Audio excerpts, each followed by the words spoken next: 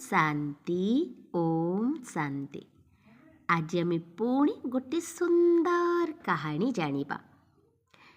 ଜଣେ ସାଧୁ ରାସ୍ତାରେ ଚାଲି ଚାଲି ଯାଉଥିଲେ।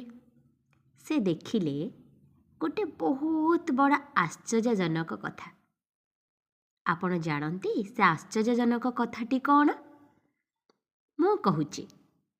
ସେ ଦେଖିଲେ ଗୋଟେ କୂଅରୁ ପାଣି 4 କୂଅରେ ଭରି ହେଇଯାଉଛି, କିନ୍ତୁ 4 କୂଅରୁ ପାଣି ଆଣିଲେ ଗୋଟେ କୂଅରେ ଭରି ହେଉନାହିଁ। ଅର୍ଥାତ୍ ଗୋଟେ କୂଅରୁ ପାଣି ନେଇ 4 କୂଅକୁ ପାଣି ଭରି ହେଇଯାଉଛି, କିନ୍ତୁ 4 କୂଅରୁ ପାଣି ଗୋଟେ କୂଅରେ ଭରି ହେଉନାହିଁ। ଆଚ୍ଛା, କହିଲେ ଆପଣମାନେ ଆର ଆଧ୍ୟାତ୍ମିକ ରହସ୍ୟ କ'ଣ? ଆପଣମାନେ ଜାଣନ୍ତି ଏ କଳିଯୁଗରେ ଲାଷ୍ଟ ସମୟରେ ଜଣେ ମାତା ପିତା ତାଙ୍କର 4ଟି ପୁତ୍ର ବା 4 ଜଣ ସନ୍ତାନକୁ ଖାଇବାକୁ ଦେଇ, ପିନ୍ଧିବାକୁ ଦେଇ, ପାଠ ପଢ଼େଇ ଛୋଟରୁ ବଡ଼ କରିଥାନ୍ତି। କିନ୍ତୁ ବୃଦ୍ଧା ହେଲା ପରେ ସେଇ 4 ଜଣ ସନ୍ତାନ ଜଣେ ମାତା ପିତାଙ୍କୁ ପୋଷି ପାରିନଥାନ୍ତି। ତ ଆପଣମାନେ କ'ଣ ବୁଝିଲେ ଯେ ଜଣେ ମାତା ପିତା ମା ବାପା 4 ଜଣ ପିଲାମାନଙ୍କୁ ବଡ଼ କରିପାରୁଛନ୍ତି, ଖାଇବାକୁ ଦେଇପାରୁଛନ୍ତି, କିନ୍ତୁ ସେଇ ପିଲାମାନେ ବଡ଼ ହେଲା ପରେ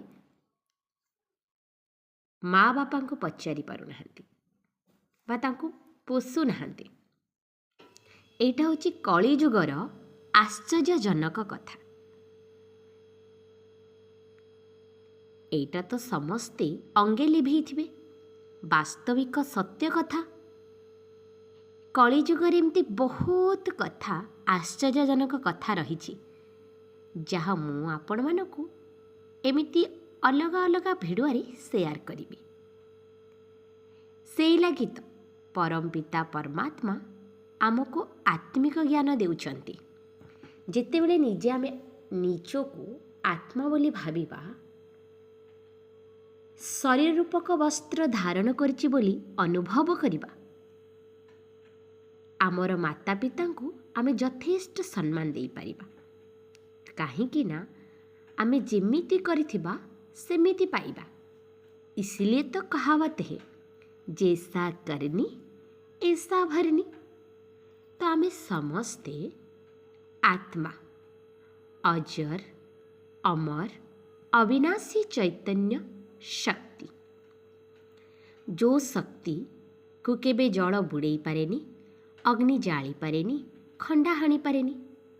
आपण माने तो शास्त्र रे सुनिथिबे, नैनम छिदंती शस्त्राणि नैनम दहति पावकः न चैनम क्लेदांताप न शोषयति मारुतः। आत्मा को कौनसी शक्ति विनाश करि पारे नहीं, हेले शरीर को तो समस्ते विनाश करि पारंती। खंडा हाणी पारे, जल बुड़ेई पारे, अग्नि जाली पारे। आजिकाली तो अनेक रोग व्याधि भी अच्छी शरीर को नष्ट करने पाई। ए शरीर पंचतत्व रे तैयारी, जल वायु आकाश पृथ्वी अग्नि। तो शरीरटा से ही मिसी जाए। किंतु आपण देखुछंती ए जो ज्योतिबिंदु परम पिता परमात्मा शिव बाबा, सी होछंती आम आत्मार पिता। आपण ताकू सकाळे गुड मॉर्निंग बोली कहंतु। शिव बाबा शिव तांकर कल्याणकारी नाम। जहार शरीर रूपक शब नहीं तांको ही शिव बोली कहा जाई थाए संसार रे। तेणु जणे मात्र शिव बाबा, जिहांकर रूप होची ज्योतिर्बिंदु एवं से अनंत कालर आम आत्मांकर पिता। तो सेई लगी तो तांको आमे कहूचे परम पिता परमात्मा।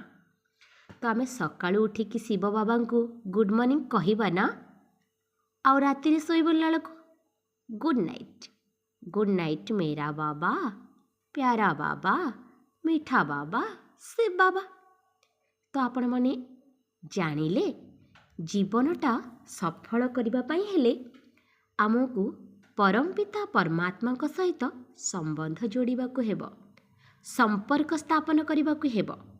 କାହିଁକି ନା ଆମେ ସମସ୍ତେ ଅବିନାଶୀ ଆତ୍ମା। ଏମିତି ଅନେକ ଜନ୍ମ ମୃତ୍ୟୁ ଚକ୍ରରେ ଆସି ଆଜି ଏବେ ଆମେ ଲାଷ୍ଟ ସମୟରେ ପହଞ୍ଚିଗଲେଣି। ଆଉ କିଛି ଦିନ ଆମର ଅଭିନୟ ବାକି ରହିଲା।